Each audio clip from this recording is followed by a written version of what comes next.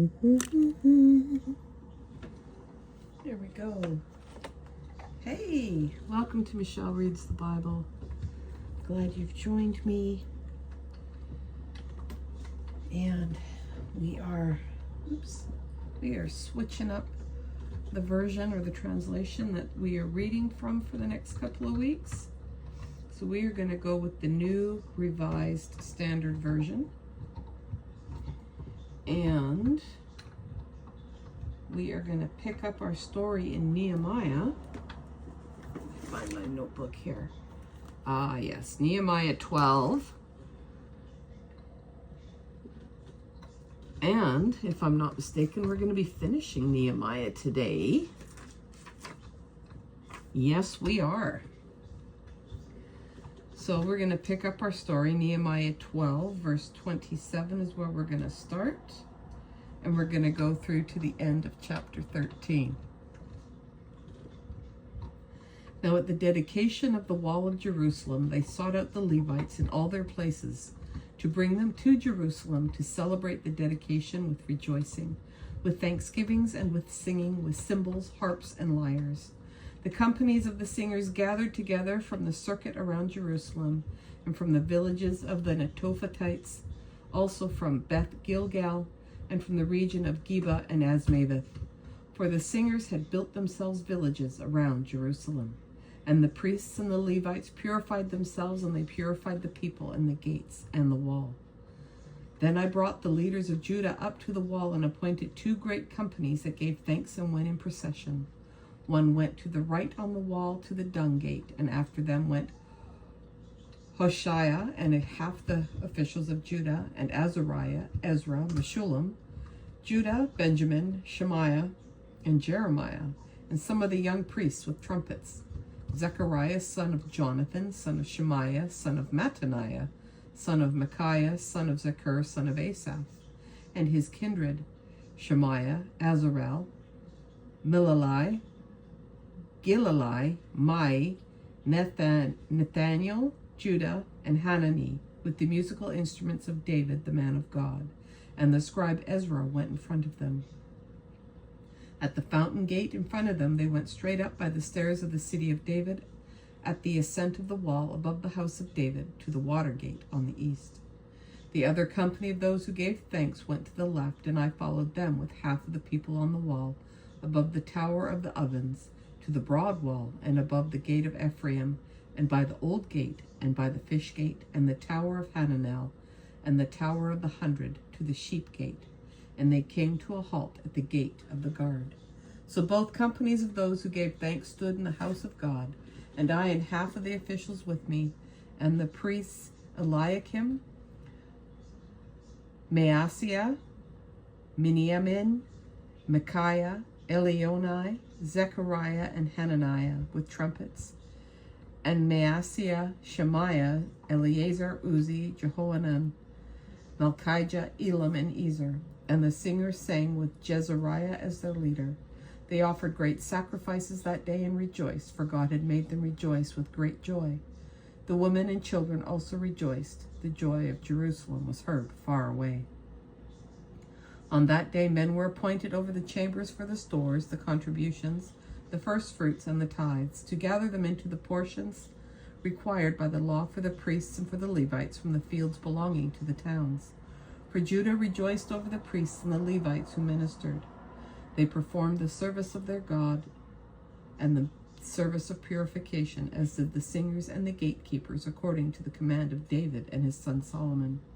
For in the days of David and Asaph long ago there was a leader of the singers, and there were songs of praise and thanksgiving to God. In the days of Zerubbabel and in the days of Nehemiah, all Israel gave the daily portions for the singers and the gatekeepers. They set apart that which was for the Levites, and the Levites set apart that which was for the descendants of Aaron. On that day they read from the book of Moses in the hearing of the people, and in it was found written that no Ammonite or Moabite should ever enter the assembly of God, because they did not meet the Israelites with bread and water, but hired Balaam against them to curse them. Yet our God turned the curse into a blessing. When the people heard the law, they separated from Israel all those of foreign descent.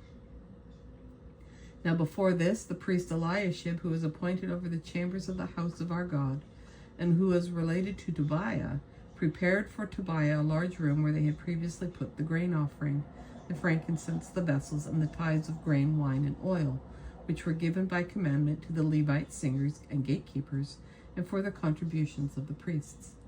While this was taking place, I was not in Jerusalem, for in the 32nd year of King Artaxerxes of Babylon I went to the king.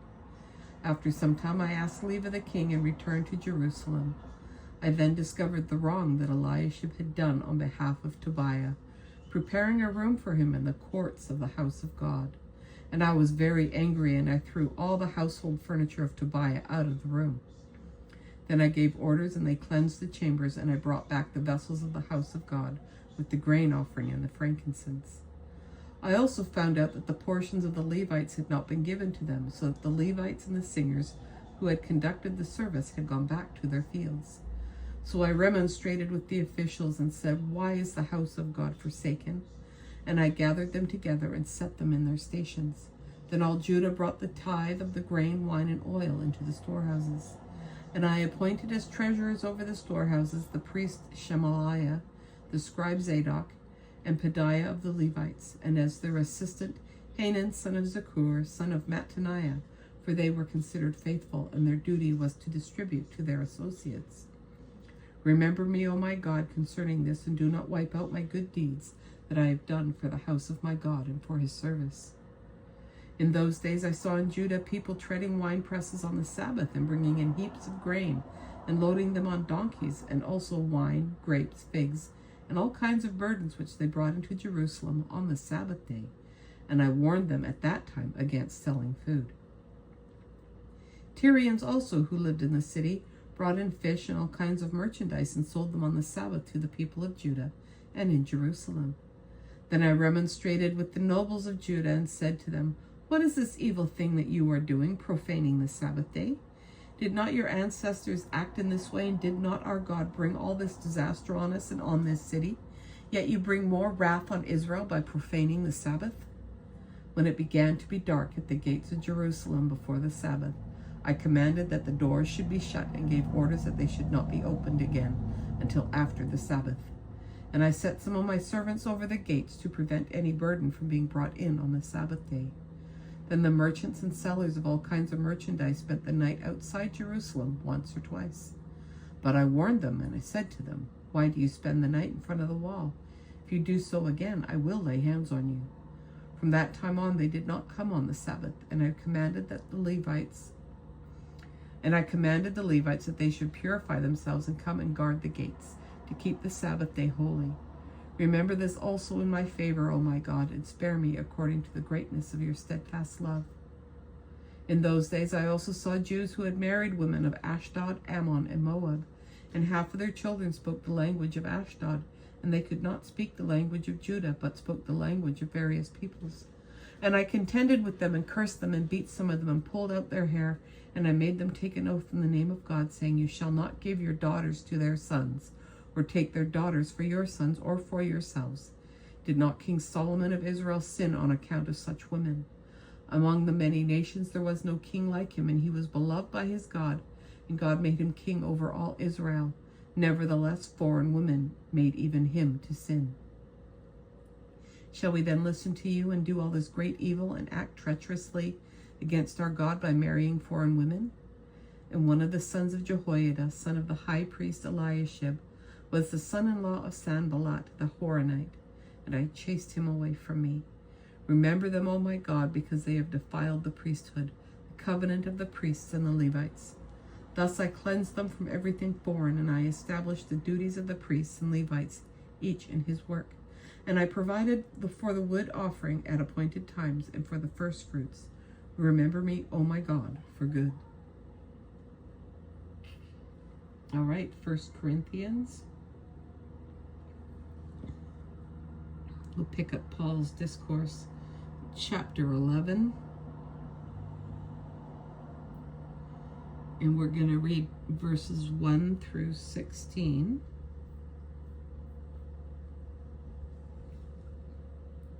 Be imitators of me as I am of Christ. I commend you because you remember me in everything and maintain the traditions just as I handed them on to you. But I want you to understand that Christ is the head of every man, and the husband is the head of his wife, and God is the head of Christ. Any man who prays or prophesies with something on his head disgraces his head, but any woman who prays or prophesies with her head unveiled disgraces her head. It is one and the same thing as having her head shaved. For if a woman will not veil herself, then she should cut off her hair. But if it is disgraceful for a woman to have her hair cut off or to be shaved, she should wear a veil. For a man ought not to have his head veiled, since he is the image and reflection of God, but woman is the reflection of man. Indeed, man was not made from woman, but woman from man. Neither was man created for the sake of woman, but woman for the sake of man. For this reason, a woman ought to have a symbol of authority on her head, because of the angels. Nevertheless, in the Lord, woman is not independent of man, or man independent of woman. For just as woman came from man, so man comes through woman, but all things come from God. Judge for yourselves. Is it proper for a woman to pray to God with her head unveiled? Does not nature itself teach you that if a man wears long hair, it is degrading to him, but if a woman has long hair, it is her glory? For her hair is given to her for a covering. But if anyone is disposed to be contentious, we have no such custom, nor do the churches of God. Now Psalms 35. And we are going to read the first 16 verses. Contend, O Lord, with those who contend with me. Fight against those who fight against me. Take hold of shield and buckler and rise up to help me. Draw the spear and javelin against my pursuers. Say to my soul, I am your salvation. Let them be put to shame and dishonor who seek after my life. Let them be turned back and confounded who devise evil against me. Let them be like chaff before the wind, with the angel of the Lord driving them on. Let their way be dark and slippery, with the angel of the Lord pursuing them. For without cause they hid their net for me. Without cause they dug a pit for my life. Let ruin come on them unawares, and let the net that they hid ensnare them. Let them fall into it to their ruin. Then my soul shall rejoice in the Lord, exulting in his deliverance. All my bones shall say, O Lord, who is like you? You deliver the weak from those too strong for them, the weak and needy from those who despoil them. Malicious witnesses rise up, and they ask me about things I do not know. They repay me evil for good. My soul is forlorn. But as for me, when they were sick, I wore sackcloth. I afflicted myself with fasting. I prayed with head bowed on my bosom. As though I grieved for a friend or brother, I went about as one who laments for a mother, bowed down and in mourning. But at my stumbling they gathered in glee. They gathered together against me. Ruffians whom I did not know tore at me without ceasing. They impiously mocked more and more, gnashing at me with their teeth.